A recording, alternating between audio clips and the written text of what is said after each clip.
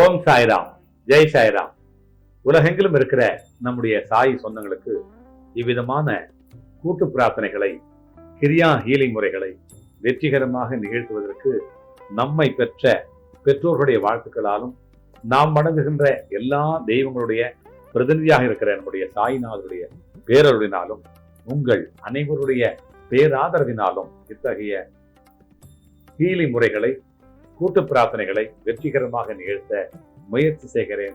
அந்த முயற்சியிலே வெற்றியும் பெற்று வருகிறேன். அது சாத்தியமானது உங்களாலும் சாயப்பாவாலும் என்று உணர்ந்து இன்னைக்கு ஒரு முக்கியமான ஒரு பதிவு, நல்ல பதிவு. பொதுவாகவே மூட்டு வலின்னா ரொம்ப முழுசா உடைஞ்சு போவாங்க நம்முடைய சகோதர சகோதரிகள். மூத்த சகோதரிகளுக்கு மூட்டு வலினாலே ரொம்ப பேச்சாராகும். நம்ம பிரார்த்தனை கோபுரத்துக்கு ஏறி வர்றதுக்கு அதுக்கே ஒரு பயம், ஒரு சின்ன படிக்கட்டு ஏறது பயம். ஒரு சகோதரி இருக்காங்க, முதல் மாடியில் தான் இருக்காங்க. 3 மாசம் கழிச்சு தான் உலகத்தை வந்து கீழே பார்க்குறாங்க. மேலேயே இருக்கிறாங்க. மேலேயே அவங்க வாழ்க்கை முழுக்க மேலேயே தான் நடக்கும். கோவிலுக்கு போகணுன்னா கூட பயம், படிக்கட்டு இறங்கணும், அப்படி ஏறணும். லிஃப்ட் வேலை செய்யலைன்னா பிரச்சனை. இவ்வளோ பெரிய ஒரு வருத்தம் பாருங்க அவங்களுக்கெல்லாம். சாதாரணமாவே படிக்கட்டு ஏறணுமோ இல்லையோ, வலி வேற ஜாஸ்தி இருக்கு. இந்த மாதிரி இருக்கிற பக்தர்கள், மூத்த சகோதர சகோதரிகள், பெரும்பாலும் பெண்களுக்கு தான் இது அதிகமாக இருக்கு. ஏன்னா பெண்களுக்கே உரிய அநேக தொந்தரவு. அவங்களுக்கு தான் நிறைய ஆப்ரேஷன் பண்றாங்க. அவங்களுக்கு தான் நேச்சராகவே, இயற்கையாகவே அவங்களுக்கு தான் இந்த பிரச்சனை அதிகமாக இருக்கு. நான் சொல்லும்போது நீங்க ஆமாப்பா எனக்கு அப்படிதான் இருக்குன்னு சொல்லுவீங்க. அவங்களுக்கு இந்த மூட்டெல்லாம் பார்த்தீங்கன்னா ரொம்ப தடித்தடியா ஆயிட்டு அந்த இடத்துல ரத்தம் அப்படியே கட்டிக்கிட்டு இருக்கும். இந்த வெரிகோஸ் வேற இருக்கும். இதெல்லாம் ரொம்ப நடக்க முடியாம இருக்கிற அநேக பிள்ளைகளுக்காகத்தான் இந்த மந்திரத்தை நான் சொல்றேன். அதுல இருந்து வெளியில வாங்க. இந்த மந்திரம் வந்து ரொம்ப மகிமை உள்ள மந்திரம், அப்பாவுடைய மந்திரம். மூட்டு வலி இல்லவே இல்லை, போயிடுச்சு அப்படின்ற மாதிரி வரும்.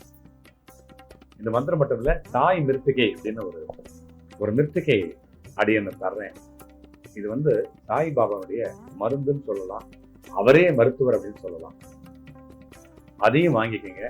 நீங்க உள்ளூர்ல இருந்தா அது இலவசமா தான் தர்றேன்.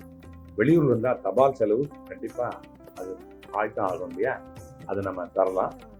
இது சீக்கிரமாவே இருந்து ரெமெடி கிடைக்கும். இந்த மந்திரம் வந்து, இந்த மூட்டு வலிக்கான இந்த மந்திரம், இந்த நிவாரண மந்திரம் வந்து எப்படின்னா, மூட்டை நீங்க அந்த முட்டியை பிடிச்சுக்கங்க, உங்க முட்டியை பிடிச்சுக்கங்க. பிடிச்சிக்கிட்டு இந்த மந்திரத்தை சொல்லுங்க.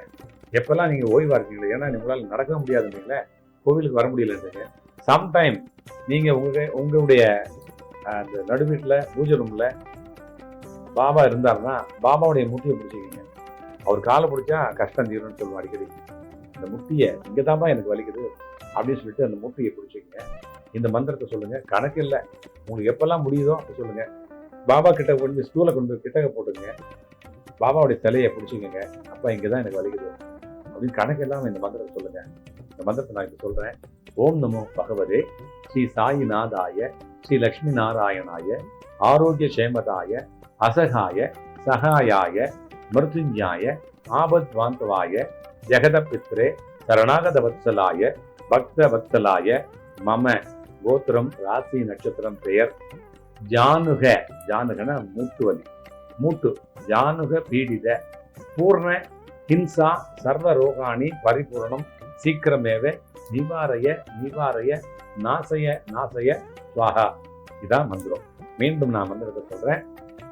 ஓம் நமோ பகவதே ஸ்ரீ சாயிநாதாய ஸ்ரீ லக்ஷ்மி நாராயணாய ஆரோக்கிய சேமதாய அசகாய சகாயாய மிருத்யுஞ்சாய ஆபத் பாந்தவாய ஜெகதபித்ரே சரணாகத வத்சலாய பக்த வத்சலாய மம கோத்திரம் ராசி நட்சத்திரம் பெயர் இதெல்லாம் நீங்களே சங்கல்பம் பண்ணி சொல்லிக்கங்க.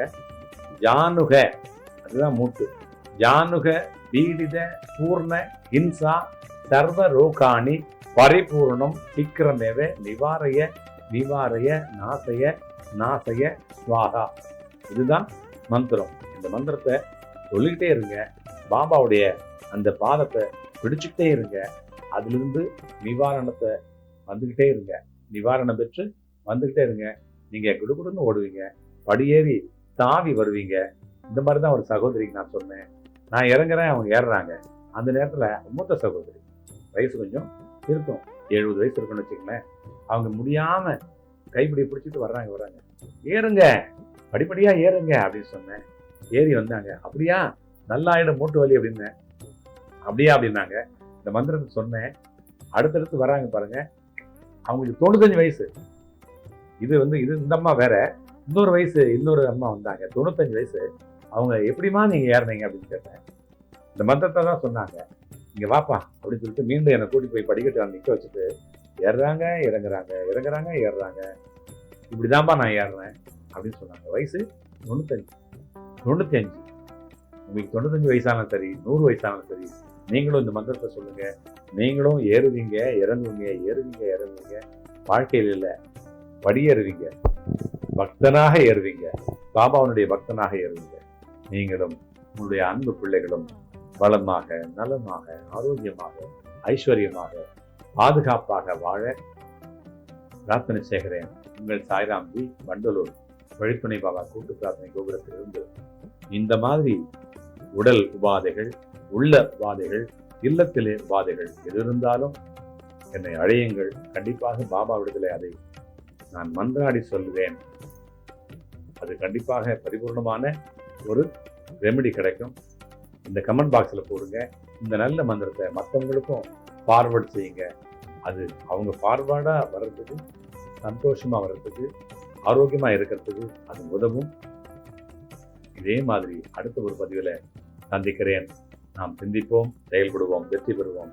வாழ்க வளமுடன். உங்கள் சாய்ராம்ஜி, வண்டலூர் வழித்துணை பாபா கூட்டு பிரார்த்தனை கோபுரத்திலிருந்து. ஜெய் சாய்ராம்.